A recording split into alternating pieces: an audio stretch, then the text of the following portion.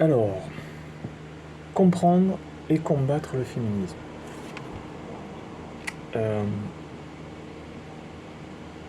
On peut partir d'un constat relativement consensuel, on va dire consensuel pour une majorité de la population,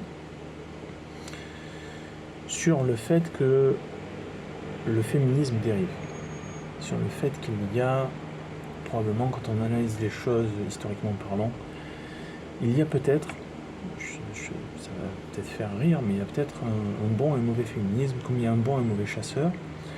Mais bon, sérieusement parlant, on peut considérer, et je pense que une majorité de gens sont plutôt d'accord avec ce constat, qu'il y a une dérive du féminisme. Et l'idée, c'est d'essayer, au travers de la compréhension de l'évolution du féminisme, de son histoire dans l'époque moderne, en tout cas, puisque tout ce qui est avant l'époque moderne est assez mal tracé, assez mal documenté. En tout cas, en ce qui concerne la période moderne, qui commence au XIXe siècle, mais plus particulièrement au XXe siècle, l'idée c'est d'avoir une vision un petit peu de cette évolution pour avoir des arguments très concrets dans la vie réelle, pour ne pas se faire avoir et pas supporter et accuser réception d'accusations à l'encontre des hommes. Voilà. Et à l'encontre aussi peut-être même de femmes qui ne se reconnaissent pas dans les dérives féministes actuelles. Donc, le féminisme a connu 3 temps d'évolution. Et à chaque temps d'évolution correspond un type de féminisme. Et ces deux notions différentes, le temps d'expansion, la période et le type de féminisme. Alors les deux sont liés, mais vous allez comprendre que en fait, dans le temps 2 d'évolution du féminisme, la deuxième période d'évolution du féminisme, par exemple, qui commence dans les années 50 après la guerre et qui se prolonge jusque dans les années 70, il y a aussi des éléments du premier temps d'évolution du féminisme qui est plutôt au début du XXe siècle. Voilà, donc il y a 3 temps. Et le premier temps, il est assez ancien pour nous aujourd'hui, c'est une période qui est principalement, on va dire, au début du XXe siècle. Et c'est par exemple les suffragettes. Et cette première période d'évolution du féminisme porte donc un premier modèle de féminisme qui consiste à donner à la femme les mêmes droits qu'aux hommes, mais sur le point de vue de la citoyenneté. C'est-à-dire qu'on est sur un concept de citoyen, et on dit, la femme a le droit de vote, par exemple. La femme n'avait pas le droit de vote, et elle doit avoir le droit de vote au même titre que l'homme. Donc, la femme est un citoyen comme un autre. C'est le concept, si on devait résumer le premier temps du féminisme, c'est ça. Et ce féminisme-là, aujourd'hui, on peut considérer que c'est le bon féminisme, dans le sens où, je pense que consensuellement parlant, on peut dire qu'aujourd'hui, en tout cas dans les sociétés occidentales, dans la civilisation occidentale, qu'une femme soit un citoyen au même titre qu'un homme ne dérange personne, ou en tout cas pas vraiment. Et encore une fois, j'insiste sur le concept de civilisation et pas sur le concept de nationalité. Je ne vais pas parler de ce qui se passe en France aujourd'hui, puisque on rentrerait dans des débats de quoi est composée la société française actuellement, et je pense que vous voyez un petit peu où je veux en venir. Donc en termes de civilisation occidentale, le fait qu'une femme soit un citoyen comme un autre ne dérange personne, on va dire, pour aller à l'essentiel. Et on considère que c'est normal. Très bien. Donc l'idée, voilà, c'était que tout ce qu'un citoyen homme a le droit de faire, une citoyenne femme a le droit de faire. Ensuite, on arrive au temps 2 de ce développement du féminisme, qui commence après la Deuxième Guerre mondiale, comme je disais, et qui se développe particulièrement dans les années 60-70. Et c'est là où ça devient intéressant. Et c'est là où ça se complique. Et c'est là où les dérives commencent.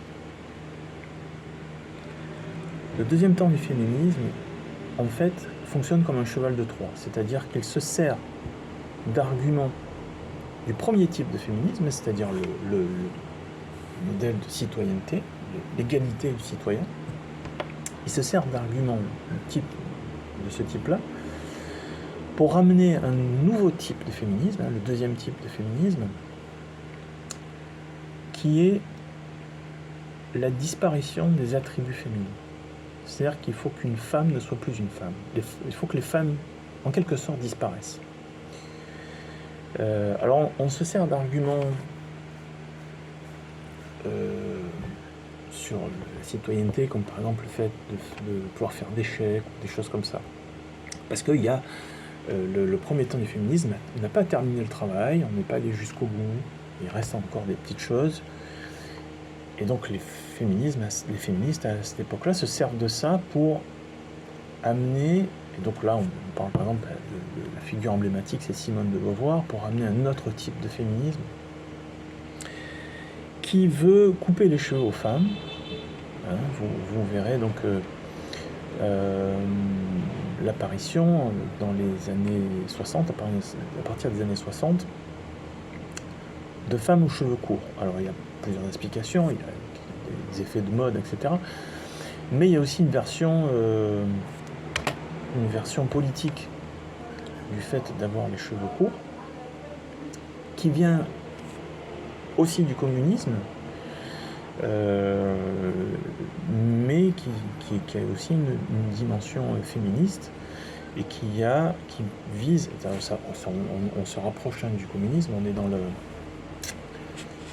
un contexte communiste. Il ne faut pas oublier qu'en France, après la Deuxième Guerre mondiale, le PCF était extrêmement puissant, et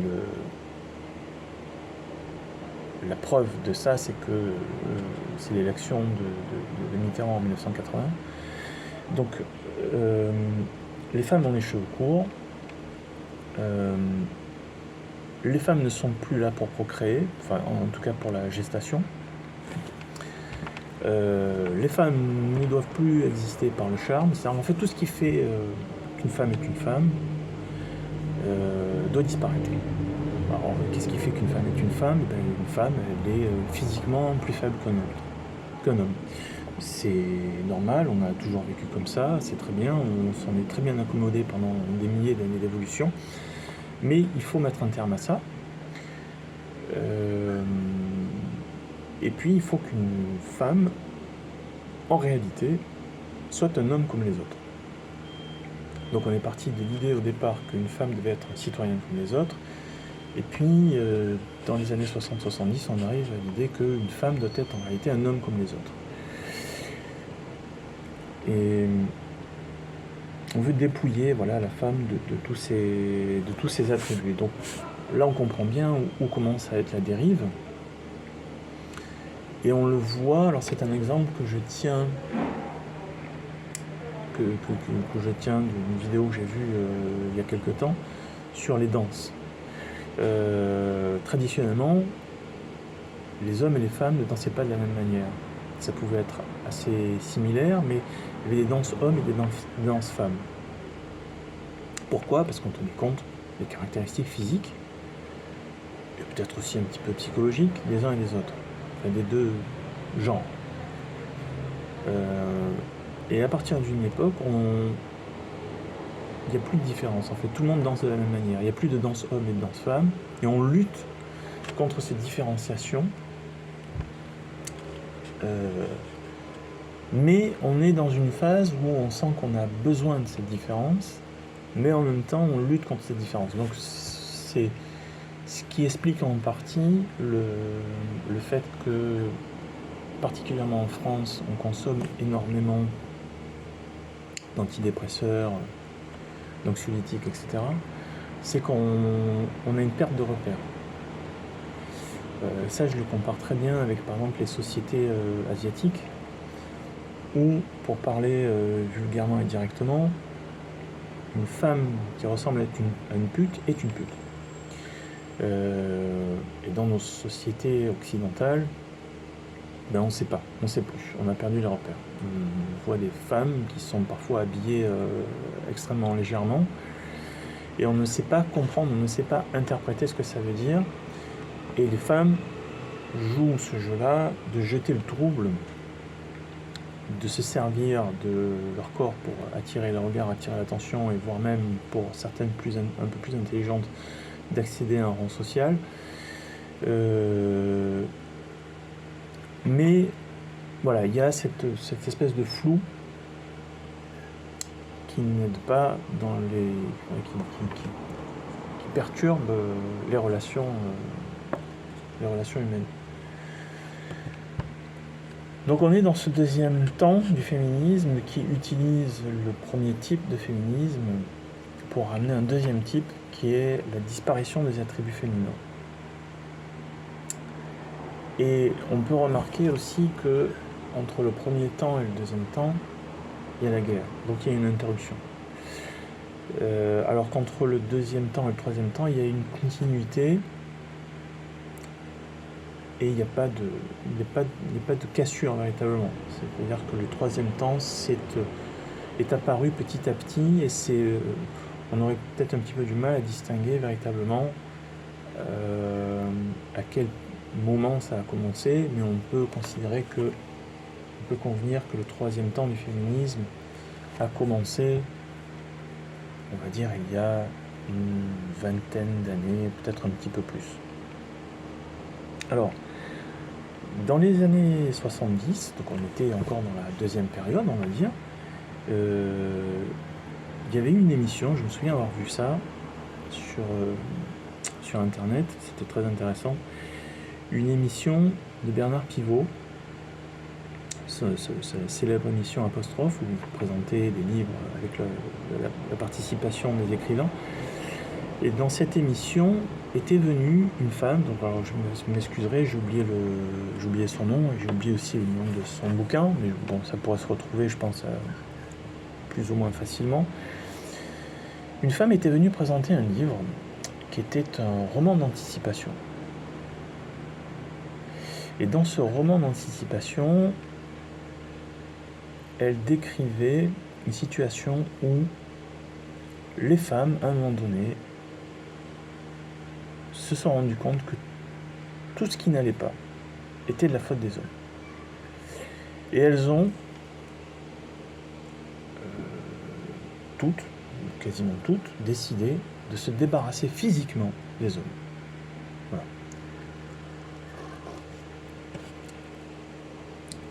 Et donc le roman raconte ça, comment est-ce que les femmes en sont arrivées à cette conclusion et comment elles se sont mises en œuvre pour arriver à leur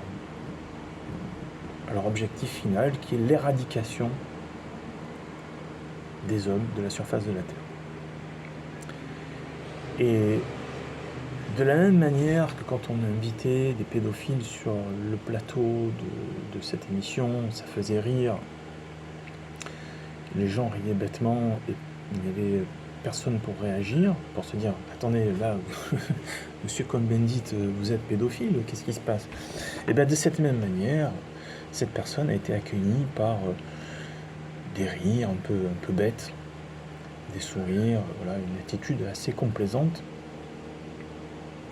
vis-à-vis. Alors, je suis pour la liberté d'expression. Je pense pas qu'il faudrait interdire ce genre de livre, mais je pense que une réaction saine est quand même d'avoir un certain étonnement. Il faut rappeler que quand même, à l'époque où sort ce bouquin, on est quand même plus proche de la Deuxième Guerre mondiale qu'aujourd'hui. Bon, et donc voilà, il y a cet avant-goût du troisième temps du féminisme qui arrive donc on va dire, dans les années fin 90-2000 à peu près. Enfin, c'est difficile à situer, mais aujourd'hui on est complètement dedans. Qui se distingue. Comment? Qui se distingue par sa volonté de détruire l'homme. Donc on a voulu faire de la femme un citoyen comme les autres, pas de souci, je pense que personne n'a de problème avec ça. On a voulu faire de la femme un homme comme les autres, on a voulu faire disparaître les attributs féminins, alors on a commencé à comprendre que ça n'allait pas très bien. Et aujourd'hui, il y a un féminisme qui est un féminisme très agressif à l'encontre des hommes.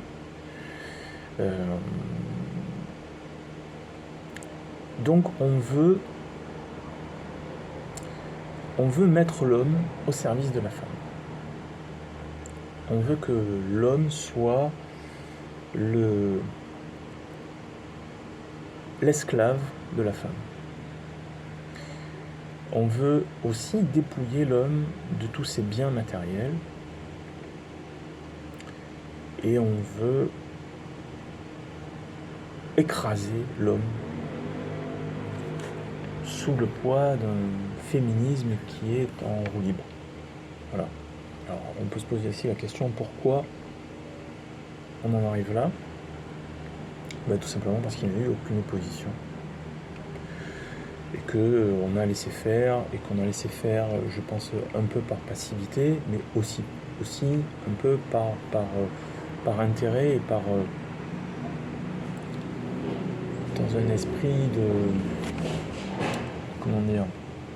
manipulation, de manipulation sociale.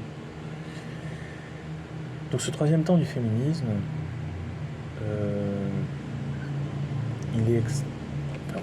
je pense qu'on peut dire raisonnablement qu'il est extrêmement nocif et de plus en plus de gens s'en rendent compte. Il consiste à accuser les hommes de tout et n'importe quoi.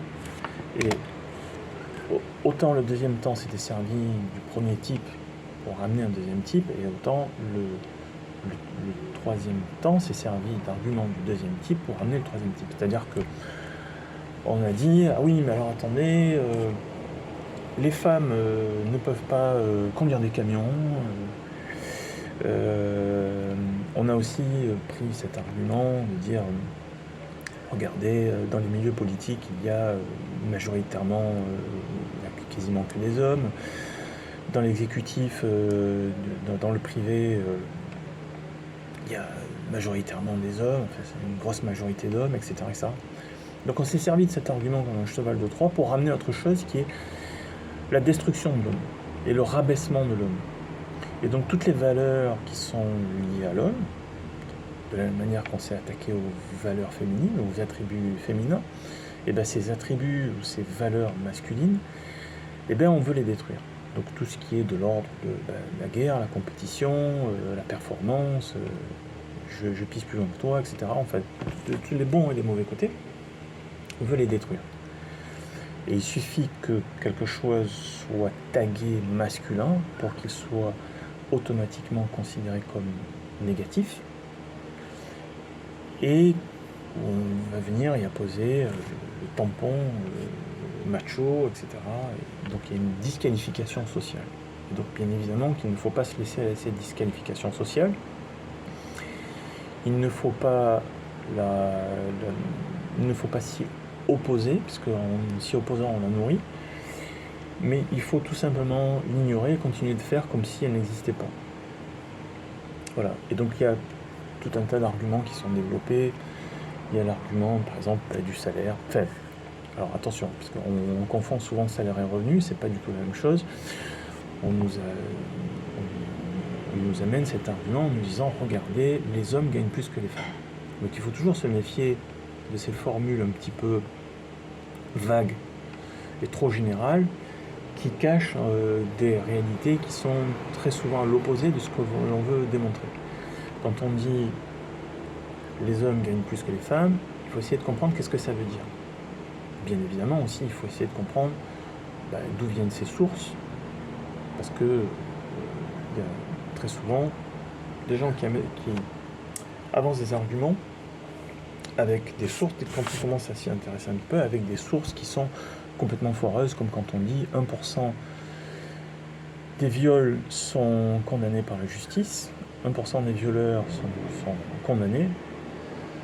Si vous vous intéressez un petit peu à la question, vous verrez qu'en fait, on a mélangé deux statistiques qui sont complètement foireuses, déjà à la base, chacune d'entre elles, et on a pris le résultat de la statistique 1, et on l'a mélangé avec la statistique 2 pour créer cet output, en fait, cet argument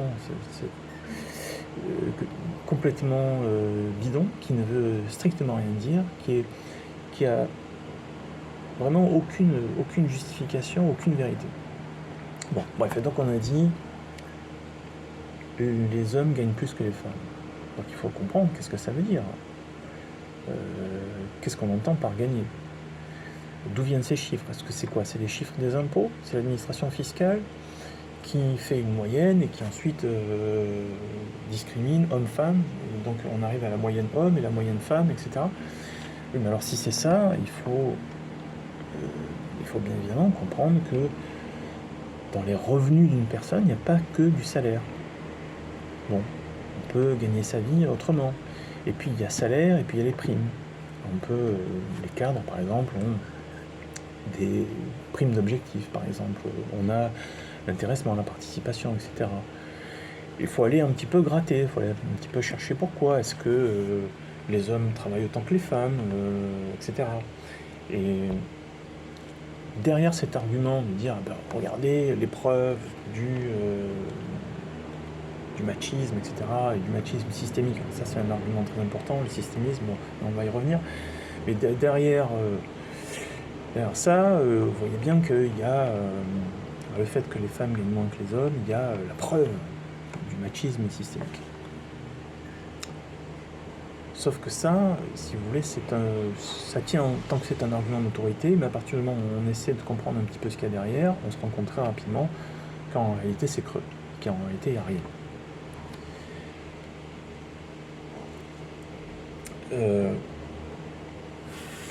Comment j'explique ça? Tout simplement, comment est-ce qu'on gagne bien sa vie aujourd'hui? Soit parce qu'on est bien né, qu'on soit un homme ou une femme, ça ne change rien.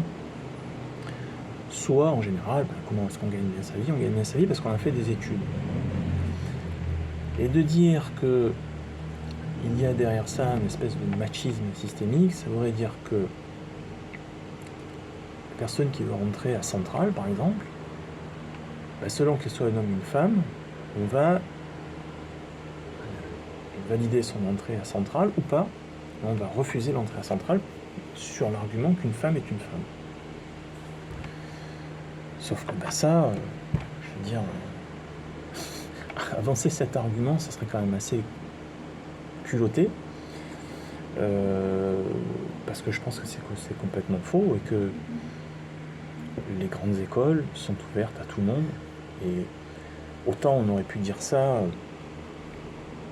il y a 80 ans, ou peut-être même encore il y a 50 ans, j'en sais rien, mais autant aujourd'hui, c'est pas concevable de pouvoir avancer un argument de ce type-là. Donc,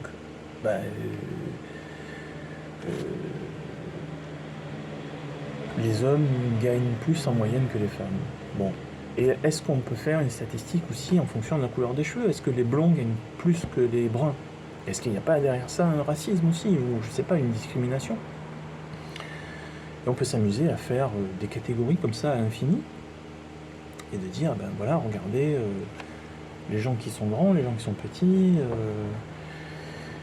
les noirs et les blancs. Ça, évidemment, on pourrait écrire toute une encyclopédie sur ce sujet, mais on peut avancer tout un tas d'arguments et démontrer tout ce qu'on veut et n'importe quoi, et surtout n'importe quoi, sur la base d'arguments complètement faussés, complètement bidons, et sur la base d'argumentations qui sont en réalité des raccourcis.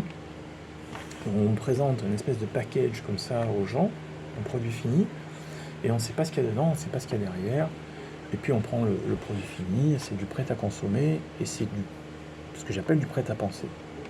Et c'est très pratique, c'est facile, on n'a pas à réfléchir, et puis on accepte l'idée que on vit dans une société machiste. Bon. Mais quand on veut gratter derrière ça, on se rend compte qu'en réalité, c'est peut-être pas vrai, et très souvent, on peut se rendre compte aussi, en fonction des différents arguments, que c'est faux, que c'est l'inverse, que c'est complètement l'inverse.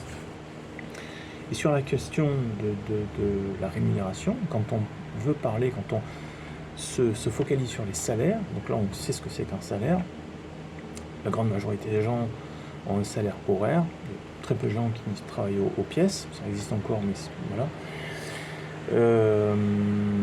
Pour pouvoir comparer les salaires, c'est quand même extrêmement compliqué, comparer les salaires entre un homme et une femme, parce que ça voudrait dire qu'on a suffisamment de cas de figure où vous avez les mêmes inputs de définition du salaire entre un homme et une femme. Et ces inputs, ces éléments entrants, pour parler français, c'est quoi? C'est les diplômes, c'est l'expérience, c'est les compétences en général, c'est l'ancienneté dans l'entreprise. Ça peut être beaucoup de choses en réalité, ce qui fait un salaire. Donc ça veut dire qu'on va avoir peut-être, allez, 10 éléments entrants qui définissent le salaire d'une personne. Puis c'est pas le même d'une entreprise à une autre, c'est pas le même d'un secteur à un autre, c'est pas le même d'un service dans une entreprise à une autre. Donc il faudrait qu'on arrive à avoir suffisamment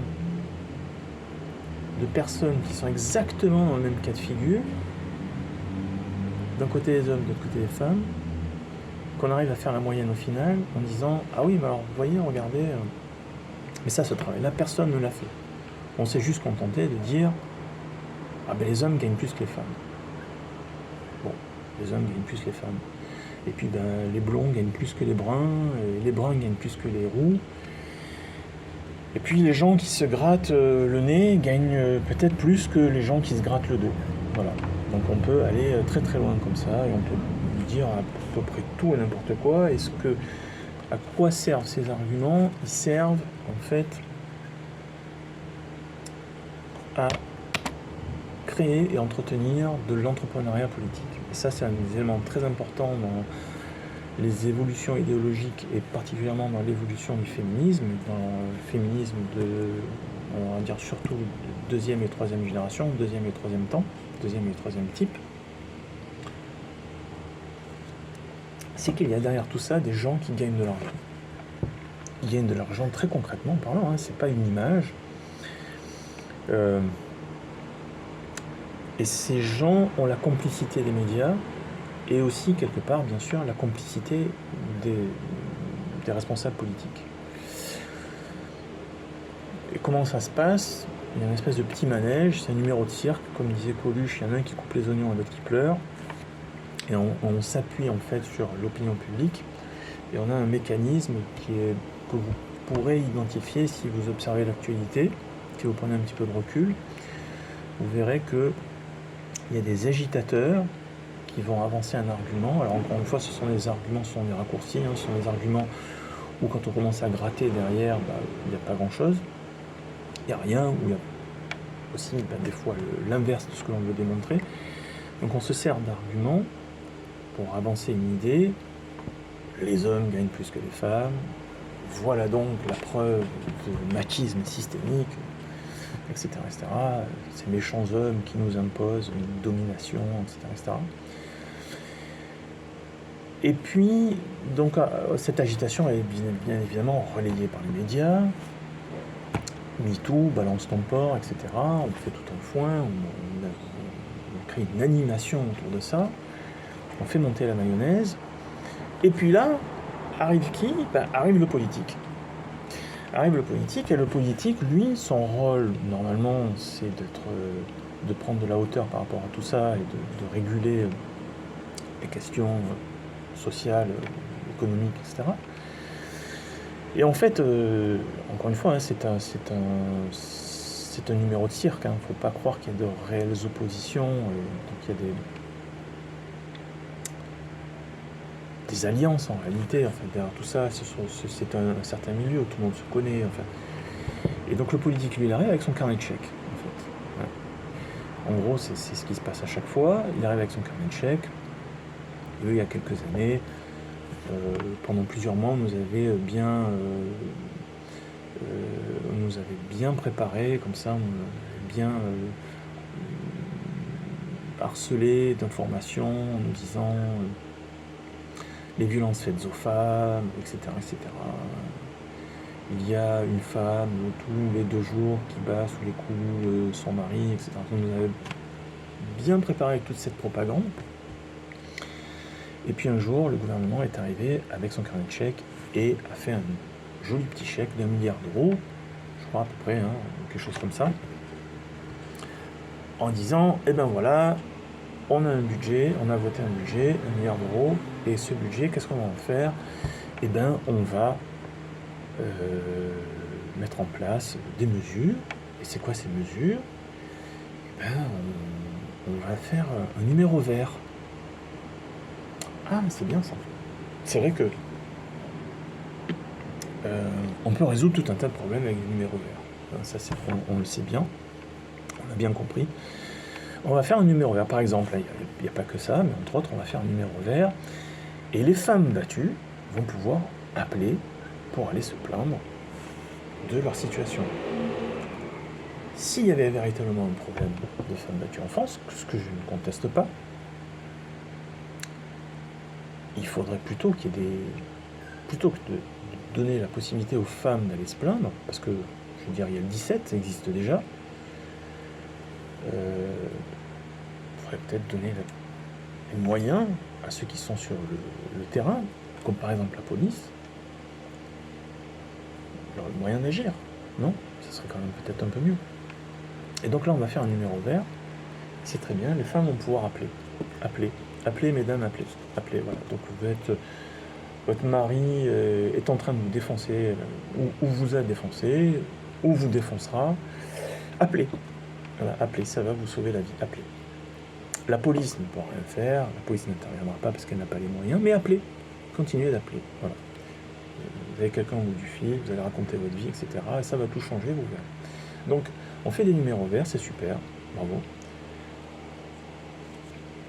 Et c'est là où ça devient intéressant, c'est que l'État a dit, ben, moi j'ai certaines compétences, mais j'ai pas toutes les compétences. Donc ça, c'est le domaine du désengagement de l'État, la disparition de l'État, qui est programmée depuis plusieurs décennies et qui continue et continue. L'État dit, voilà, moi j'ai pas ces compétences, j'ai pas vraiment envie de les avoir, et donc je vais faire intervenir des gens qui les ont. Et ces gens, ce sont des entreprises privées, oui, mais ce sont des entreprises militantes. Attention, c'est pas pareil, c'est pas Danone, c'est pas Total, c'est des entreprises militantes. Donc on oublie quelque part le fait que ce sont des entreprises. Et ces entreprises militantes, c'est qui, c'est quoi? Ben, ce sont des associations qui, ça alors, c'est extraordinaire, ce sont les mêmes qui ont agité, qui ont remué la mer pendant des mois, des années, et ce sont les mêmes qui vont récolter les dizaines, centaines de millions d'euros pour monter un numéro vert. Et ce numéro vert, il va fonctionner comment? Eh bien, il va fonctionner avec du bénévolat, puisque c'est du militantisme, puisqu'on a oublié que c'était une entreprise. Quand on est dans le contexte, quand on est dans le paradigme associatif, ben on pense immédiatement à bénévoles. Et donc vous avez au bout du fil des gens qui décrochent, qui sont très souvent des bénévoles.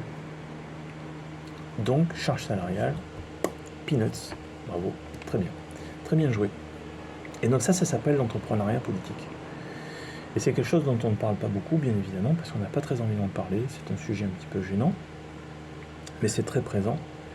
Et donc il y a ce petit manège de pillage du trésor public en faisant ces espèces de cycles comme ça, où on agite, on attire l'attention, on prend le citoyen à partie, c'est pas bien, tu es un homme. Et puis le politique arrive en sauveur en disant, regardez, voilà, 1 milliard, mais je peux pas tout faire, alors je vais donner de l'argent à ces gens de bonne volonté qui vont vous sauver la vie, mesdames. Et d'ailleurs, vous constaterez que depuis qu'on a mis tout cet argent sur la table qu'il y a beaucoup moins de violences faites aux femmes. Ah non, il y en a plus. Il y en a encore plus. Ah merde. Mais alors c'est que le problème est ailleurs ou comment, enfin, je veux dire, je sais pas, il n'y a pas une culture du bilan quelque part. On n'est pas dans la Startup Nation. Il n'y a pas des gens à un moment donné avec des fichiers Excel qui se disent ah ben là on a mis beaucoup d'argent et puis on a un retour sur investissement qui est nul. Non, je sais pas. Bon, c'est une règle classique de management et de gestion. Donc voilà, on est dans cet univers-là, on est dans cette phase-là. Et tout ça n'existerait pas s'il n'y avait pas des gens qui gagnent de l'argent comme ça, et s'il n'y avait pas aussi une certaine passivité des gens. Et il y a un dernier point qui est important de comprendre dans le mode de fonctionnement du troisième type de féminisme, qui est les allers-retours entre les accusations instanciées et les accusations systémiques. Alors qu'est-ce que ça veut dire ? Ça veut dire qu'en fait, on porte au départ des accusations systémiques. On dit machisme systémique. Alors, qu'est-ce que ça veut dire un machisme systémique ? C'est-à-dire qu'on vit dans une société qui est construite, et c'est un concept un petit peu abstrait, qui est construite sur un modèle qui dénigre la femme, qui la discrimine. Et comme c'est un petit peu difficile à comprendre, on aime bien instancier, c'est-à-dire qu'on aime bien comprendre avec des exemples. Voilà, qu'est-ce que ça veut dire concrètement parlant ? Et quand on arrive dans ce domaine terre à terre, la vie de tous les jours avec des exemples, on porte des accusations, bien évidemment. On dit, regardez un tel, machin, c'est un connard parce que il fait jamais le ménage. Problème de société.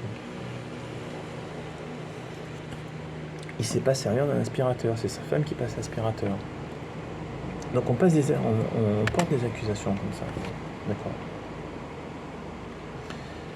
Et quand les gens essayent de se défendre, et donc là on est dans le terre à terre, très souvent ils arrivent à argumenter, à expliquer oui mais je fais pas le ménage, par contre c'est moi qui lave le linge, c'est moi qui fais les courses, c'est moi qui lave la vaisselle, c'est moi qui répare les trous, machin, etc. C'est moi qui plante les clous, c'est moi qui... etc. C'est moi qui fais l'entretien de la voiture. Ah oui, mais non. C'est du machisme systémique. Non, en fait, on parlait pas de vous précisément. C'est systémique. Vous comprenez ? Et donc, en fait, si vous avez compris où je veux en venir, c'est-à-dire que on passe d'un tableau à un autre. On est dans ce niveau très flou du systémique où on ne sait pas très bien ce que ça veut dire, où personne ne comprend véritablement parce qu'on est un petit peu trop con, je pense, quelque part, on n'a pas les moyens intellectuels.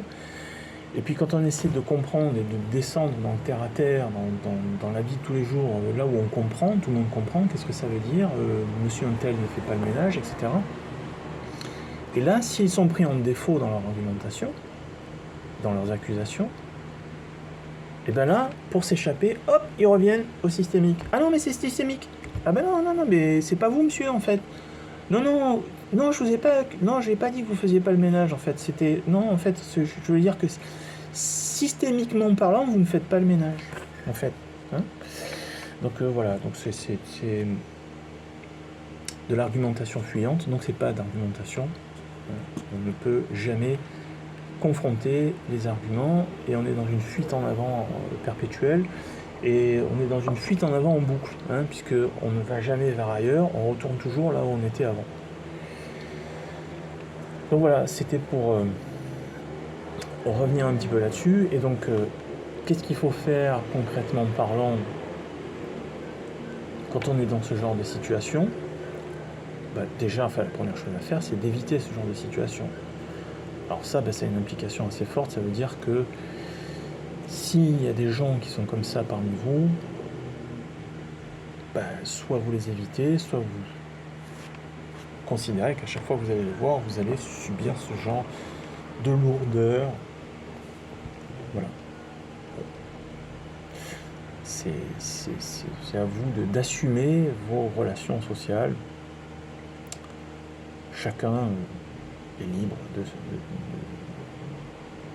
de ses fréquentations. Il faut assumer. Alors je le dis vraiment sans aucune ironie. On a tous des qualités et des défauts. Il faut assumer ses choix. Soit, comment on fait? Soit, on se sort de tout ça. On refuse cette implication-là. On refuse ce genre de discussion. Et puis, on affirme ce qu'on est. Oui, je suis un homme et je t'emmerde. Par exemple, bon là c'est un petit peu vulgaire et un petit peu violent, mais en gros c'est ça un peu l'idée, quoi. C'est d'arrêter de tomber dans la justification. Je n'ai pas à me justifier. Vous n'avez pas à rentrer dans ma vie privée. Tu n'as pas à savoir qui fait le ménage chez moi, ça ne te regarde pas. Après, il y a une petite astuce aussi que j'aime bien, c'est quand on vous accuse d'être ceci ou cela parce que vous êtes un homme, il faut les prendre dans leur propre jeu et leur dire, mais qu'est-ce qui vous fait dire que je suis un homme? Alors ça, c'est très philosophique, hein, c'est la philosophie antique. Il y avait des questionnements comme ça éternels. Qu'est-ce qu'un homme? Qu'est-ce que l'autorité? Qu'est-ce que la citoyenneté? Qu'est-ce qu'une pierre? Qu'est-ce qu'un oiseau? Un oiseau est-il vraiment un oiseau? Etc. Bon, et donc, qu'est-ce qui vous fait dire que je suis un homme? J'ai l'apparence d'un homme? Ah bon? Mais est-ce que vous n'êtes pas d'accord avec cette idée que les gens ont le droit de choisir le genre qu'ils veulent et ils ont le droit d'en changer quand ils veulent? Peut-être que là maintenant je suis une flaque d'eau et peut-être que je vais avoir envie dans 5 minutes de changer et d'être la trotteuse d'une Rolex. Et pourquoi pas?